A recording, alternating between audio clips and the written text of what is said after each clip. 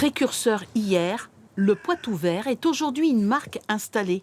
Intégrée au réseau Biocoop, la structure n'a jamais changé de stratégie. Développer l'agriculture biologique sur notre territoire et à chaque fois qu'on crée 1 mètre carré de surface de vente, on a besoin derrière d'un hectare de surface agricole bio.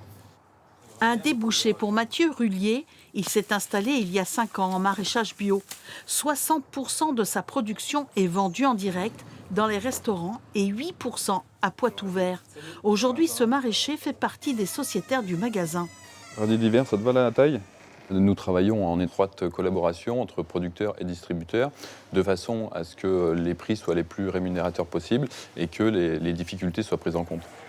En 1991, quelques consommateurs engagés ont décidé de créer une coopérative sensible aux questions environnementales. Serge Rivet est un des pionniers. On était dans un contexte qui était fortement teinté par la crise de la vache folle. Et donc, il y a eu un sursaut de la part du monde agricole. Et donc, sur le département de la Vienne et des Deux-Sèvres, nous avions déjà près de 60-70 producteurs en agriculture biologique qui cherchaient à écouler leur production. Donc, on a d'abord commencé à s'organiser en association. Dans cette aventure, certains clients auront été des précurseurs. Marinette est une habituée des premiers jours. J'ai plus confiance. Et au niveau goût, je retrouve tout de suite, aussi bien que ce soit la boucherie, les légumes.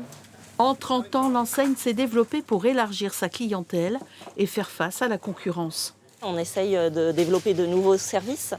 À Poitiers-Sud, maintenant, on a une poissonnerie, un rayon traiteur. Donc, on essaye de se différencier sur des axes différents et d'aller au plus proche des consommateurs. Le paysage de la distribution bio a largement changé ces dernières années.